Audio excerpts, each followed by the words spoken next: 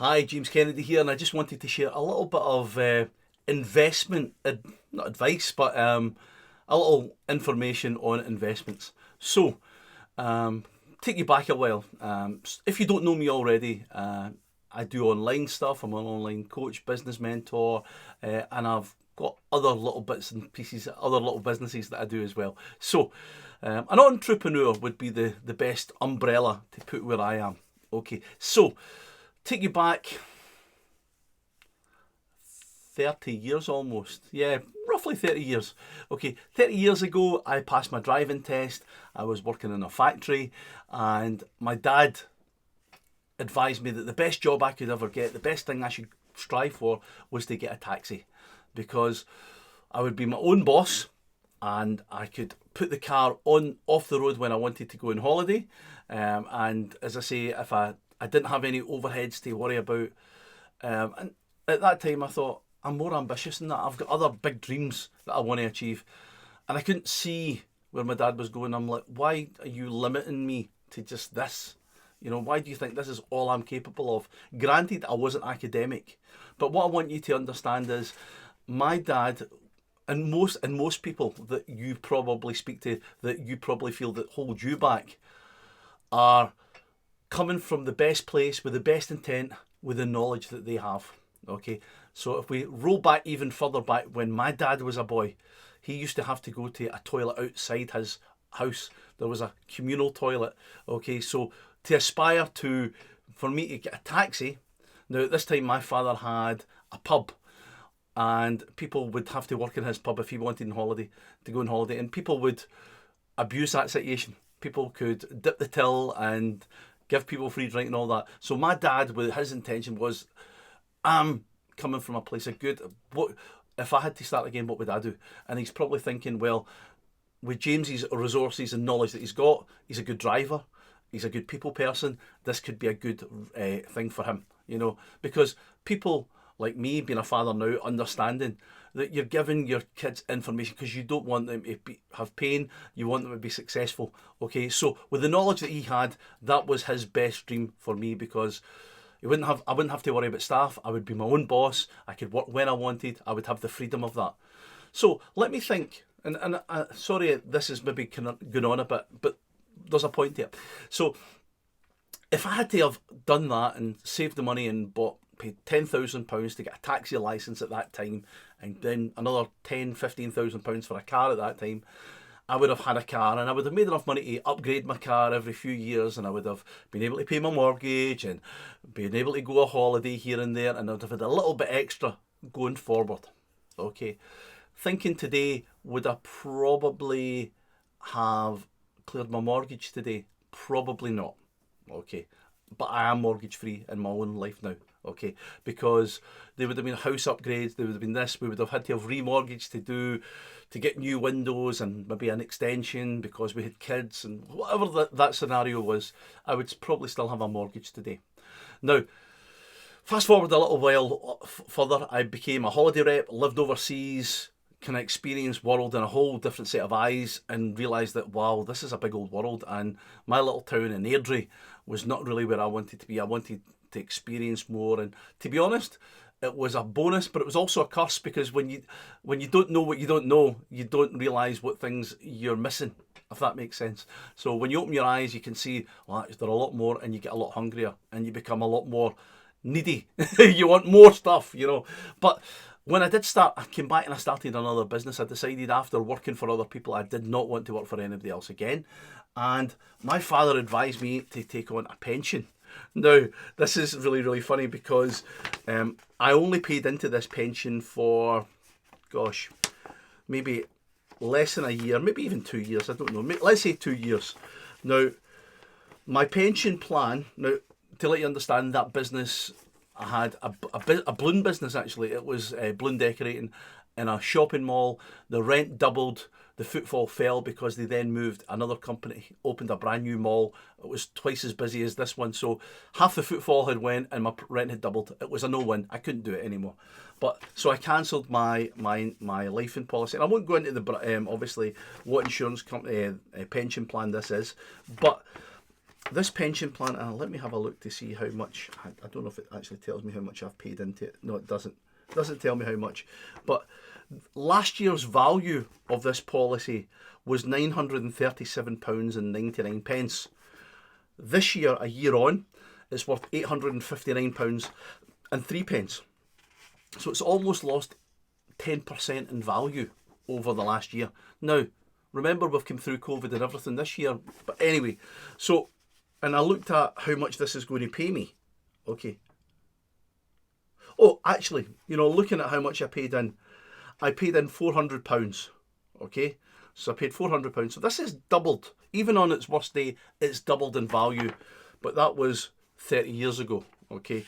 I think if you had £400 and you couldn't double it in 30 years, then you've got a problem. Okay. So this pension plan could be worth £1,000.30 the time I retire in 21st of November 2034 at the age of 60. Okay. Giving me a yearly income of £18 or a monthly income of £2. Now, can you imagine how much £2 will be worth in 22 years, in 12 years from now? Not much. Okay, so what I'm trying to say is there's going to be two people here. There are two types of people that are probably watching this video now. Okay, there's people who are in a job that they love. They're making a good enough income to live, go holidays, and have a little money for investment. My advice would be spread that investment, okay? Don't just have a pension plan and all your money going into one place.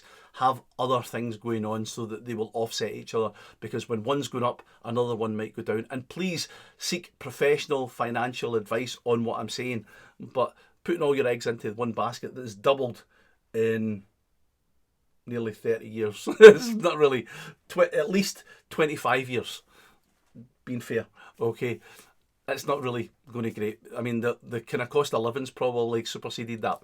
So, and there's other people here, the entrepreneurs or the want to be entrepreneurs, who are sitting thinking, I want to make money. I'm not happy in the job I'm doing.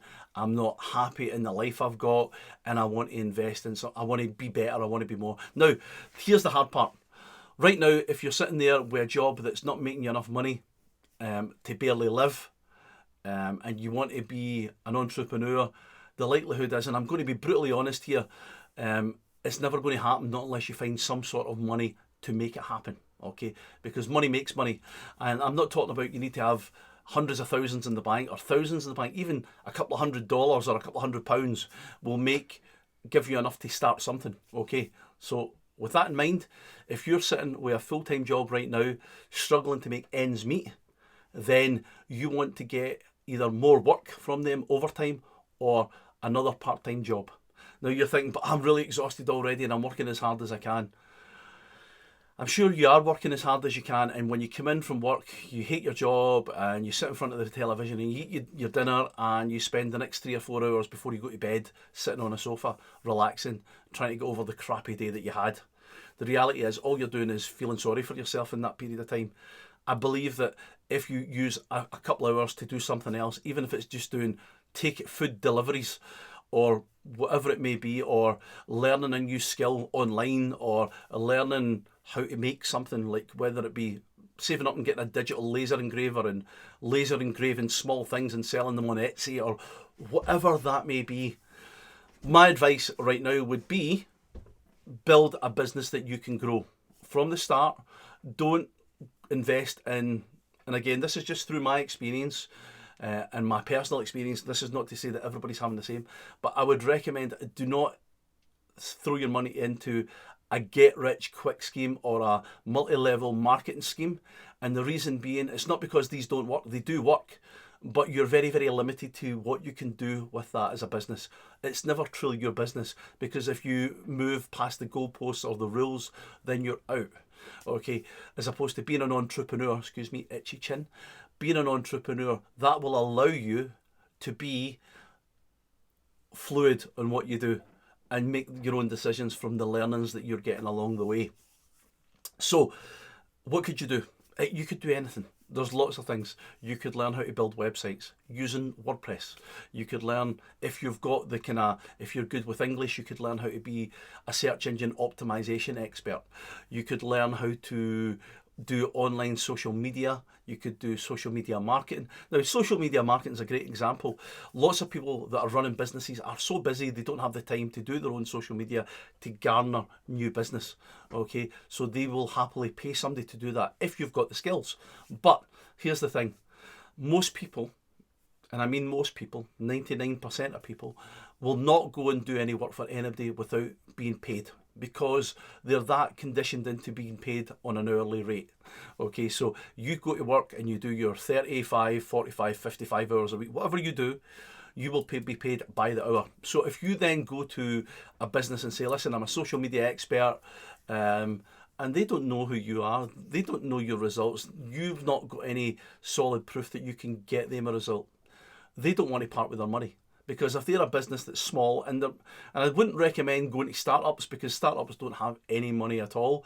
They're struggling to make ends meet as it is. So paying you anything is always going to be a challenge for them until they're really growing. So I'm talking about medium to larger size small businesses, and I'm not talking about going to GlaxoSmithKline or anything massive, but maybe a local plumbing company or a local cleaning company that's a big player in the area, and they want to grow and expand. They've got an office, they've got staff. It's not a one-man band, okay? Because it's few and far between will one-person businesses have the resources to pay you, okay? So that being said, whoever you go to, they're going to want an experience from you and a result before they probably commit money to you.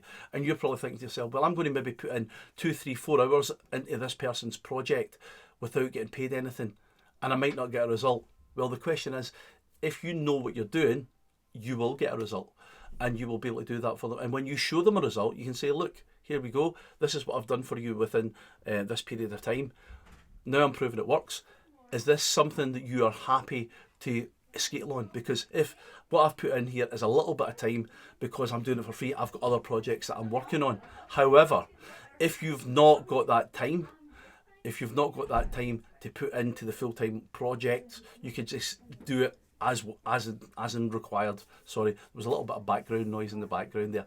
So what I'm saying is, you need to be able to kind of separate yourself from being an employee on an hourly rate to an entrepreneur prospecting and giving people added value before you actually get something back. Because as an entrepreneur myself, the amount of projects that I've started that have not bear fruit in any way, I work on them to see if I can get them to bear fruit, and if I can't, I drop them and I start a new project. I realise that that's not something that's going to work. But if you really truly want to be self-employed and grow your business, I would recommend that you find something that you feel that you would be comfortable doing. Something you don't necessarily need to find the job of your dreams, because sometimes the job of your dreams won't pay the bills that you want to. You know, it's very unlikely that if you find the job that you absolutely love and adore will pay you the money that you really want to live. Sometimes you've got to kind of eat some frogs to get the resources that you want. Because if you find something that's going to pay you a lot of money and you don't necessarily hate it, but you don't love it as much as sitting on a beach, then you can do that for a period of time until you make the money to allow you to do something else that will allow you to sit on a beach. Okay, but there is going to be uncomfortable situations. You need to get comfortable with the uncomfortable, because nobody is going to hand it to you on a plate. All right. Hope this video has been helpful. Okay. But all I'll say is, if you need additional support, additional help here, I do offer business mentoring, business coaching, and packages, and you can reach out to me at info@james-kennedy.net, or if you're watching this video later on and there's an alternative email address below, use that one. Thanks for watching, and again, I hope it's been helpful. But I'm going to leave you with one little thing that I read recently, and this is for the entrepreneurs, not for the people that are happy in their job and have money that they can invest in projects, but for the entrepreneurs. I read very recently, and I think it was Ryan, I can't remember it exactly, but he heard it from somebody else. If your entrepreneurial business is not bringing you a revenue of $500,000 a year or more, then you shouldn't be spending money in investments. You should be spending your money in investing in yourself. Okay, so had I stayed being working in a factory or being a taxi driver and never investing in the personal development trainings that I have done. Now, usually before I turned my room into a sound room for all the kind of voiceover stuff and things that I'm doing in recordings, every piece of this wall was with certificates from hypnosis, NLP practitioner, and all sorts of things, okay? Because I've invested lots and lots of money over the years in my learnings. I would not be sitting here talking to you today. So realise that if you feel that somebody is holding you back, they're not intentionally trying to hold you back, but what they're doing is trying to give you the best advice with the knowledge that they have and coming from a good place. Realise that, accept that's what's going on, and say thanks for the advice, I appreciate it, and then do what you bloody want to do anyway, okay? Because let's be honest, the universal consciousness is coming to you. There's ideas popping into your head, and if they feel good in your gut, you should go for it. You know, don't risk your house on it, but baby steps. Take a little bit of risk, but don't put everything into it until you're 100% confident it's going to work. It's all about testing the marketplace. Thanks for watching. Take care. Bye bye.